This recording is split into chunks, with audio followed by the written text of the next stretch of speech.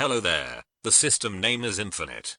It is a distributed file system. However, Infinit's decentralized storage platform transforms commodity servers into a flexible, scalable, secure and fault-tolerant storage infrastructure. Decentralized infrastructure offers high scalability and fault tolerance across all nodes. As the system automatically detects failing servers and transparently rebalances the impacted blocks so as to maintain the replication factor.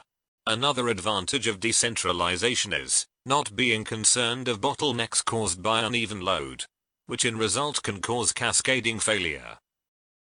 Three main software components to be noted. First is Ubuntu server operating system. Second is Infinit software library. Third is file system and user space software interface.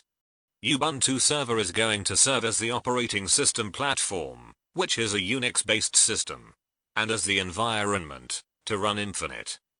Infinit will run its library within the operating system environment. Within Infinit, 7 components or modules to be noted. They are: file system and user space instance, the user component, the silo component, network component, volume component, access control list component, and the passport component.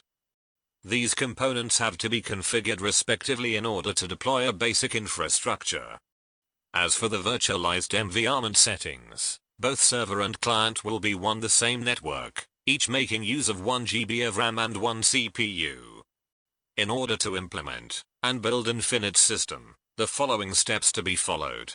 Also, note that Infinit is command line based, thus bear with me. After unpacking and loading Infinit binary files into terminal, we now can start creating the necessary components. First, we create a user with the following command. We will name the user admin for simplicity's sake. Infinit by default will generate a RSA encrypted key for each user created. It acts as the user's identity. Then, we create a silo. A silo is the mean to create a storage locally on the system. The process differs depending on the nature of the silo.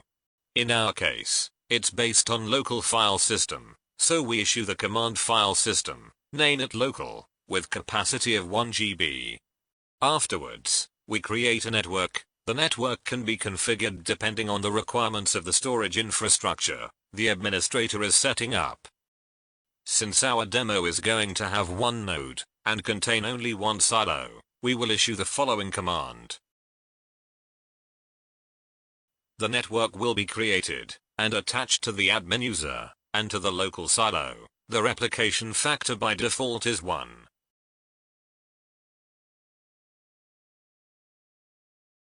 However, you can specify the replication factor by adding the parameter for replication factor. The factor depends on how many serving nodes are in the network. Next, we have to create a volume. In order to do that, we issue the following command. The volume will be created, attached to our admin user, and our previously created network, with default permission of read and write. Now we have created the necessary components for our server. It is time to set up a client. First we load Infinit binary files into terminal. Then, we need to create a user that is unique for the client. We do by the following command.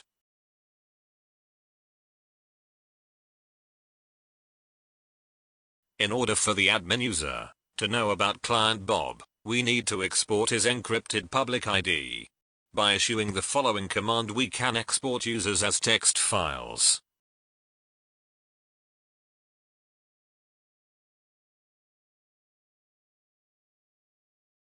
Now, we want to go back to our server and mount the volume we created on the network by using the following command. We issue the allow root creation parameter, so Infinit will create the root mount point if it does not exist. As the command does not return any value, and it will keep running, at the end of the command we add the end symbol, so it keep running in the background. Also, keep note of the port the service is running on, as we will need it to connect our client.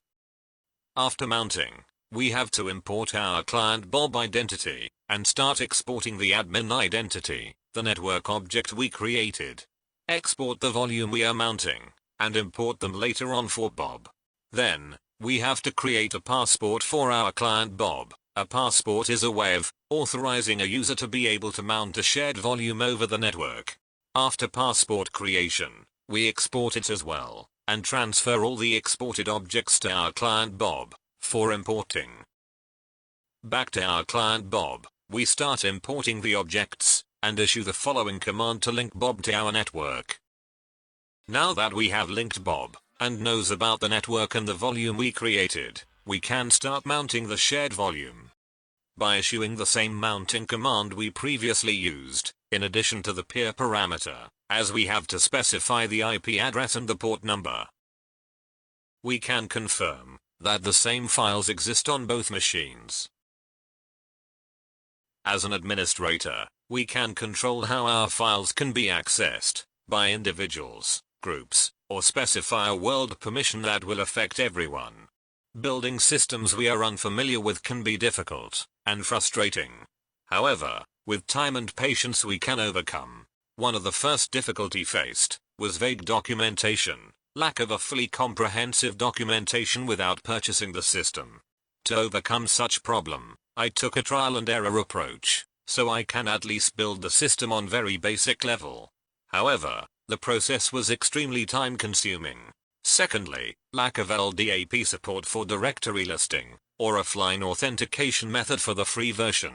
To transfer user identities and objects across all nodes, I went back to the documentation and used manual importing and exporting. Thirdly, transferring files to and from command line was problematic, as copy and pasting was not an option. Therefore, I had to enable SSH on Ubuntu server, then use SSH client, such as PuTTY, to transfer files. There are multiple things I would like to change or improve in the future, such as using Infinit as a plugin in a container environment, like Docker, or deploy the server node on a cloud platform, such as Google Cloud Platform or DigitalOcean.